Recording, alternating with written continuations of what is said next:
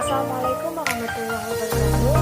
Saya Kristina dari Prodi Manajemen Dakwah akan membahas tentang moderasi beragama. Seperti yang kita ketahui, Indonesia dikenal dengan kebudayaan dan keagamaannya yang sangat kental. Walaupun terdiri dari banyaknya ragam agama dan kepercayaan, Indonesia dapat saling merangkul dan bertoleransi. Banyak di luar sana yang penduduk negaranya masih belum bisa menerima perbedaan antara agama sehingga kerap terjadinya rasisme di negara tersebut. Bersyukurlah kita tinggal di Indonesia, di mana para penduduknya hidup berdampingan dan saling merangkul satu sama lain, walaupun memiliki banyak perbedaan.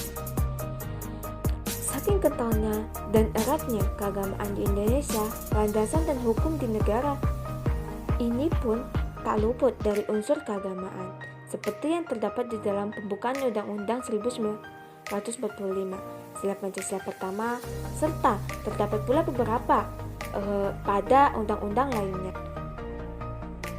Kalau berbicara tentang moderasi beragama, biasanya para ulama dan para sarjana muslim mengacu pada Quran surat Al-Baqarah 147. Bismillahirrahmanirrahim. Wa kadzalika ja'alnakum ummatan wasatul litakunu syuhada 'alan nasi wa yakunu rasulu 'alaikum shahida. Yang artinya, dan demikian pula kami telah menjadikan kamu umat Islam, umat yang adil dan pilihan agar kamu menjadi saksi atas perbuatan manusia dan agar Rasulullah SAW menjadi saksi atas perbuatan kamu. Kata al-wasit dalam bahasa Arab bisa bermakna keadilan, kebaikan, dan pertengahan antara dua ujung. Walaupun ayat tersebut terkesan berbicara dalam konteks kehidupan di akhirat. Kelak tetapi banyak para ulama seperti Ibnu Jarir, Yusuf Qaradawi, dan Quraisy dan beberapa ulama kontemporer saat lainnya memberi makna umat dan wasit adalah umat yang adil, baik, tengahan, dan seimbang atau moderat dalam konteks kehidupan di dunia sekarang ini.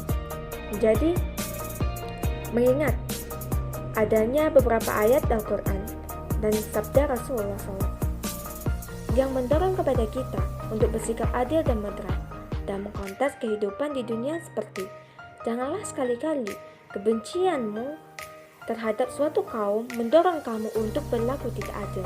Quran Surat Al-Maidah ayat 8. Dengan pilihan jalan tengah atau moderat, kita diharapkan mampu menampilkan diri sebagai seorang muslim yang wajar, tidak ekstrim dan tidak berlebihan dalam mengkualifikasikan dan melaksanakan praktek-praktek ajaran Islam dalam kehidupan sosial keseharian. Firman Allah dalam Quran surat Al-Qasas ayat 77 yang artinya, dan carilah pada orang yang telah dianugerahkan Allah kepadamu kebahagiaan negeri akhirat, dan janganlah kamu melupakan kebahagiaanmu dari kenikmatan duniawi, dan berbuat baiklah kepada orang lain sebagaimana Allah telah membuat baik kepadamu, dan janganlah kamu berbuat kerusakan di muka bumi. Sesungguhnya Allah tidak menyukai orang-orang yang berbuat kerusakan. Dengan ayat ini, Islam benar-benar mengajarkan kepada kita tentang bagaimana seharusnya kita bersikap dalam menghadapi dunia faham yang sangat ekstrim, antara faham materialisme serba materi dan faham spiritualisme serba ukhrawi. Saraya menempuh jalan tengah dengan berusaha meraih kemuliaan hidup di negeri akhirat, namun tetap harus berusaha untuk mendapatkan kemuliaan di hidup di dunia. Tanpa menempuh jalan ini, kita pasti akan mengalami kehidupan yang tidak wajar, sehingga bisa menimbulkan kesulitan dan kesengsaraan baik secara pribadi, keluarga, maupun orang lain. Maka, tidak ada jalan lain selain kita harus berbaur dan menyatu dengan sesama umat manusia dalam bentuk kerjasama, tolong-menolong, saling menghormati, saling menyayangi, dan saling bertoleransi antara sesama umat manusia karena tidak ada seorang pun yang bisa hidup dengan baik dan mulia tanpa bantuan dan kerjasama dengan orang lain. Dengan demikian, dapat dikatakan bahwa Islam sebagai agama yang membawa rahmat bagi seluruh alam. Tidak hanya menyuruh untuk dapat membina hubungan yang baik dengan sesama umat Islam saja, tetapi juga membina hubungan baik dengan sesama umat manusia pada umumnya, walaupun berbeda keyakinan dengan agamanya. Namun, menghormati dan bertoleransi perbedaan keyakinan agama bukan berarti kita mengakui kebenaran agama dan keyakinan mereka. Walaupun kita juga harus mengakui keberadaan agama dan keyakinan mereka dalam realita kehidupan bermasyarakat, berbangsa dan bernegara. Sikap toleransi juga bukan berarti kita mengkomposisikan kepada ajaran agama yang berbeda menjadi ajaran bersama atau sinkretisme dalam praktek ritual, keagamaan, dan keyakinan bersama. Tentu hal ini sangat tidak dibenarkan dengan dalih dan alasan apapun.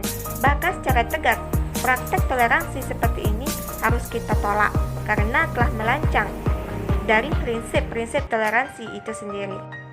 Dalam firman Allah, Quran Surat Al-Kafirun ayat 6 yang berbunyi, Lakum dinukum waliyadin, untukmu agamamu dan untukku agamaku.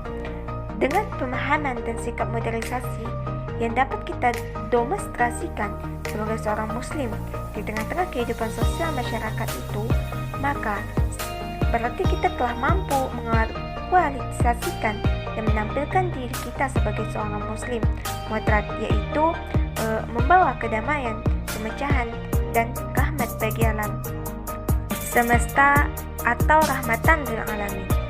Mungkin sekian dari saya, lebih dan kurang saya mohon maaf. Wassalamualaikum warahmatullahi wabarakatuh.